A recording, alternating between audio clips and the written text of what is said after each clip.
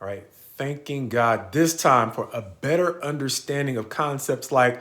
loyalty, understanding that loyalty can be great, but it can be super misleading if it comes untethered from things like truth and a familiar concept for us, integrity, understanding that this time through the prophet Obadiah, God is going to give us a look at loyalty through another familiar nation this time, Edom, who Ezekiel has reminded us was disloyal to Israel, not for any good reason, but simply because they were envious of Israel. As Obadiah, a one-chapter book, will begin in verse 1. Actually, let's just take it by sections because once again, I think the ESV has done a pretty good job of breaking up the sections. And so I'm going to follow the 4 sections that they have identified here, where in the first 9 verses, Edom is going to seem to be in a particularly lofty position as Israel is going through days of trouble,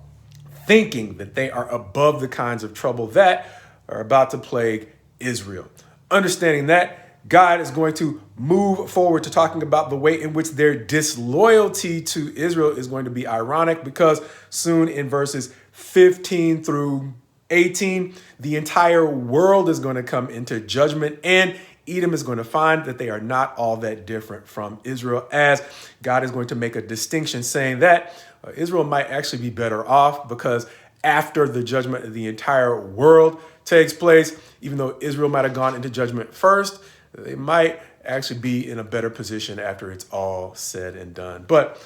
backing up, beginning in the first few verses, he is going to say, "Thus says the Lord concerning Edom, rise up against her for battle." That's verse 1. Verse 2 going on to say, he is going to make them small amongst the nations and they shall be despised. However, right now in verse 3, it's going to be clear that the pride of their heart has deceived them, understanding that internally at least, they are questioning, who will bring me down to the ground? God is going to remind them again, if nobody else can, he can, and he will. Saying in verse 5 that if thieves had come upon them, or if grape gatherers under the law had come and basically pulled from their fields, they typically would only take what they needed, leaving them something, not so much with the judgment that is to come. Verse 6 saying that they will be pillaged and their treasures will be sought out. Adding insult to injury in verse 7, all their allies, those who they thought might be at peace with them, are actually going to sell them out, which is going to be an ironic comparison to the way that they treated, as we mentioned, Israel in the day of their calamity, or the way that God is prophesying that they will actually treat Israel once it's exposed, how much Edom actually resents Israel when judgment comes to Israel. But that's all going to come after verse 8 or verses 8 and 9, where he is going to say, as for Edom, in addition, I guess, to their lofty position, their destruction is going to come in a way that neither their wise men in verse 8 nor their mighty men in verse 9 are going to be able to help them and prevent what is on deck. Understanding that verses 10 through 14 are going to describe the problem that God has with them, saying, because of the violence done to your brother Jacob, shame shall cover you, and you shall be cut off forever. Saying that on the day Israel was in trouble, he stood aloof, and even worse than standing aloof, as they were themselves raided and I guess pillaged, for lack of a better term. At any rate, they were really destroyed if you see the historical outcome of the prophecies against Israel. Either way, he is going to say that they were more like the strangers that came to pillage than the brother that they should have been to Israel. Understanding that these two nations descended from Jacob and Esau, two blood brothers that grew into two nations that should have had probably better relations than they did over the years. Obadiah, however, is another book that gives us the story, I guess, in a verb tense that can be somewhat confusing, because Obadiah is more or less a contemporary of Elisha, one of the older prophets in sequence, but he is talking in present tense about events that are yet to happen, maybe hundreds or maybe 100 or so years off, understanding that the Bible clearly says the Lord sees the end of a thing from the beginning. And so he is exposing how Edom's true resentment might be exposed or will be exposed once they see Israel actually vulnerable, In a lot of ways, like we said before, similar to what you see out of Job and his three friends, the way in which their hearts seem to have been exposed by finally seeing Job in a position of weakness. Likewise, Esau's true heart towards Israel is going to seem to be exposed once they, down the road, see how vulnerable Israel will become. Back to Obadiah, verses 12 through 14, are cautioning them about rejoicing too much or trying to take too much of an advantage over the misfortune of Israel. Going on in verses 15 through 18, as we mentioned, to say, because judgment is coming to the entire world or upon all the nations, and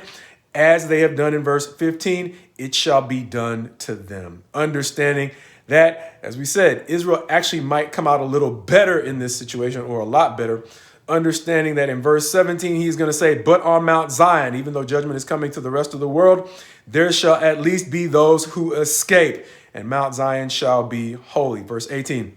the house of Jacob shall be a fire, and the house of Joseph a flame, and the house of Esau stubble, pointing forward to a time when the tables will turn. And it's actually going to suggest that Israel is going to ultimately, as we say, be better off than Esau, because the end of verse 18 is going to say there will be no survivor left to Esau, even though verses 19 through 21 are going to describe the way in which Israel will at least rise to possess that which is left, not only of Esau, but the surrounding nations, including the Philistines and the Canaanites, who, if you recall, were those from whom the people of Israel were originally supposed to inherit the land.